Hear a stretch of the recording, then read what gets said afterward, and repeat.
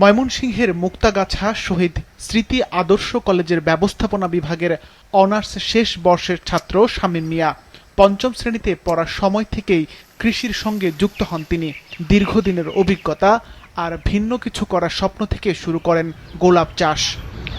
2025 সালে বাড়ির পাশের 100 শতক জমি 10 বছরের জন্য প্রায় 7 লাখ টাকায় লিজ নেন শামীম। এর মধ্যে 50 শতক জমিতে গড়ে তোলেন ডাচ ও দেশীয় জাতের গোলাপ বাগান।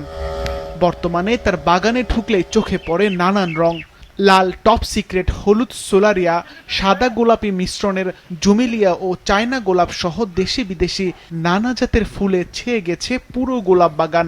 প্রায় 5000 গোলাপ গাছ শোভা পাচ্ছে বাগান জুড়ে। 2 থেকে 3 দিন পর পর 200 থেকে 300 গোলাপ সংগ্রহ করে থাকি। এতে আমি 2000-3000 টাকার মতো ফুল 2-3 দিন পর পর বিক্রি হয়। সপ্তাহে আমি 5-6,000-7,000 টাকা আসে।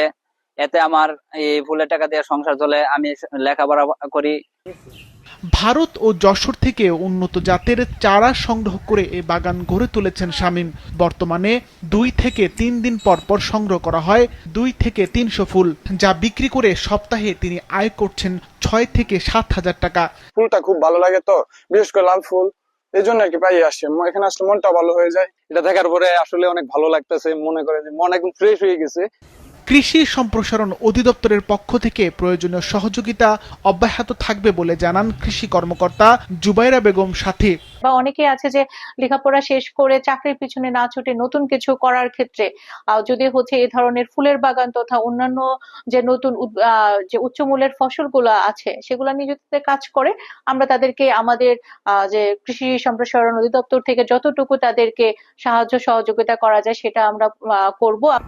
সংশ্লিষ্টদের মতে চাকরির অপেক্ষা না করে কৃষি ভিত্তিক ছোট ছোট উদ্যোগের মাধ্যমে তরুণরা নিজেদের স্বাবলম্বী করে তুলতে পারেন, পাশাপাশি সৃষ্টি করতে পারেন নতুন কর্মসংস্থানের সুযোগ।